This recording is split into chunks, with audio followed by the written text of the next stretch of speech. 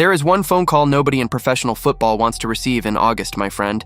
It comes in the late afternoon, usually on a Friday, usually the night before a game. And when it comes, it means somebody upstairs decided there is a better option than you. That is exactly what happened at the Jefferson Health Training Complex this Friday, hours before the Eagles' first preseason game. Philadelphia agreed to terms with a 6'3", 240-pound defensive player, and as of the moment I am recording this video, the franchise still has not announced who is going to be released to open up the spot. In other words, there is somebody in that Eagles locker room who does not yet know his days are numbered.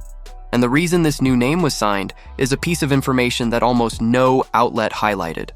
The truth is that this signing has 3 layers, and the second one involves a number so absurd that it placed this player among the 7 most explosive athletes ever measured at his position across nearly 4 decades of testing history. Before I open all of that up, hit that like button and subscribe to the channel right now, because the cut down to 53 players is coming, and this channel is going to follow every single name that falls. Let us set the scene. The Eagles enter the 2026 preseason with what reporters in Philadelphia are calling the deepest linebacker room the franchise has had in decades. Zach Bond is an all-pro. Jihad Campbell, a first-round pick, was named to the league's all-rookie team. Jeremiah Trotter Jr. is having a starters training camp. Smail Mondon Jr. shows up on the first official depth chart. And there is still Chance Campbell, publicly praised by Vic Fangio. When a group is that crowded, logic says you leave it alone. But on Friday afternoon, Jeremy Fowler of ESPN reported that Philadelphia was signing one more linebacker on a 1-year deal. His name is Brandon George. And here is where this move starts to make sense. Brandon George is 25 years old, a native of Reading, Pennsylvania, and he spent 6 full seasons playing at Pitt. 6. Across that college career, he appeared in 65 games, piled up 198 tackles, 16.5 tackles for loss, 4 sacks, 2 interceptions, 3 forced fumbles, and 1 fumble recovery.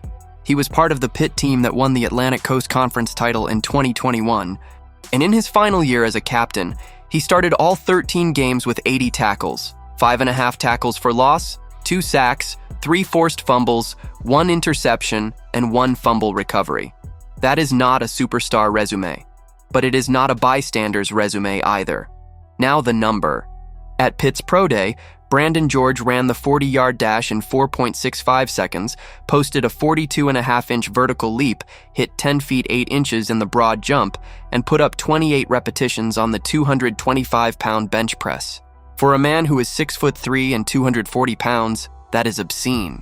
When those numbers were plugged into the relative athletic score formula, which compares a prospect against every player measured at the same position going back to 1987, the result came out at 9.98 out of a maximum of 10.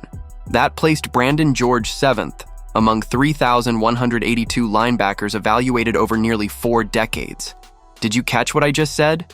7th out of 3,182. And he still went undrafted. How does an athlete like that go through 7 full rounds without the phone ringing? The answer is in the scouting report from Lance Zierlein, the analyst at NFL.com, who projected George as a 7th-round pick. Zierlein described an inside linebacker with a burly frame and outstanding testing numbers, but pointed out that he was essentially a special teams player through 6 years of college, having been a full-time starter for exactly 1 season. The report talks about inconsistency in his reads, trouble fitting the run properly, a lack of burst to patrol from sideline to sideline, and clear liabilities in pass coverage. Translated into plain language, a first-round body with 7th-round instincts, and the entire league agreed with that evaluation because he ended up signing as an undrafted free agent. Kansas City was the team that took the swing. The Chiefs signed him in 2025, but an injury coming out of the preseason sent him to injured reserve, where he spent his entire rookie year. 0 official snaps, 0 chance to prove anything.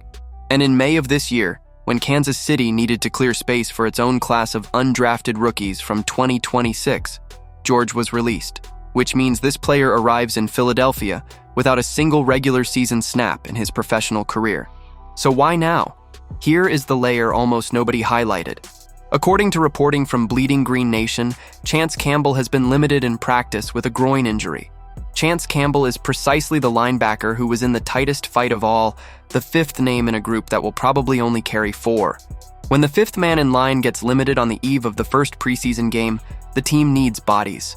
It needs somebody to absorb practice reps, to play second-half snaps in Baltimore, and to cover the special teams units during the joint practices against New England next week. Brandon George was not signed to steal Zach Bond's job. He was signed because the roster got thin in exactly the place where it looked overloaded, and that is where this gets cruel. To put George on the 90-man roster, somebody has to go, and so far the Eagles have not announced that corresponding move. This is not a bureaucratic formality. It is a human being's career being ended quietly on a Friday in August to open a spot for another human being who is also fighting for his life in this sport. It happens dozens of times a year at every franchise in the league, and the fan base almost never learns the name of the man who fell. This season, though, George's path to the final roster is nearly vertical. With Bond, Jihad Campbell, Trotter Jr., Mondon, and Chance Campbell ahead of him, the most likely reality is a battle for a practice squad spot, with special teams as his only selling point. There is also one curiosity worth logging that went around social media the moment the news broke.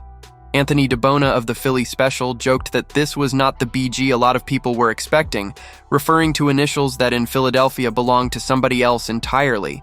It was a joke, but it says a great deal about the emotional state of this fan base in August.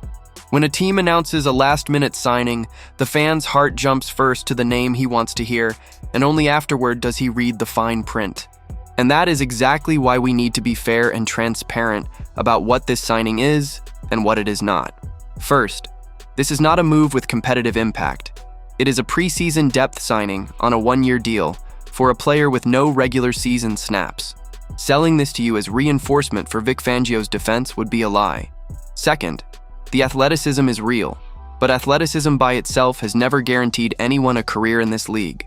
The scouting report itself flags serious limitations in reads and in coverage, and 6 years of college with only one season as a full-time starter indicates those limitations are neither new nor minor. Third, there is a legitimate counter-argument in his favor. Special teams are decided by speed, explosion, and courage in open space, and that is exactly where his testing numbers blow up.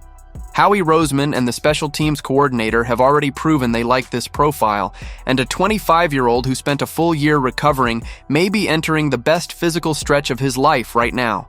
And fourth, the cost of trying is basically zero. One-year deal, league minimum salary, no meaningful guaranteed money, and no impact on the salary cap. If it works, the Eagles get a special teams contributor for free. If it does not, he goes out in the August cuts without leaving a trace on the books. So the question I leave with you, Eagles fan, comes in 3 parts. First, do you believe a linebacker with the 7th best athletic profile ever measured at his position deserves a real chance, even with a harsh scouting report attached to his name? Second, if Chance Campbell's injury drags on, would you rather Philadelphia carry 5 linebackers on the final roster or use that spot to reinforce the secondary? And third, the painful one. Which name at the bottom of this roster do you not want to see falling when the Eagles finally announce that corresponding move? Leave your opinion in the comments. Do not forget to hit that like button and subscribe to the channel. I will be back later to update you with the latest Eagles news.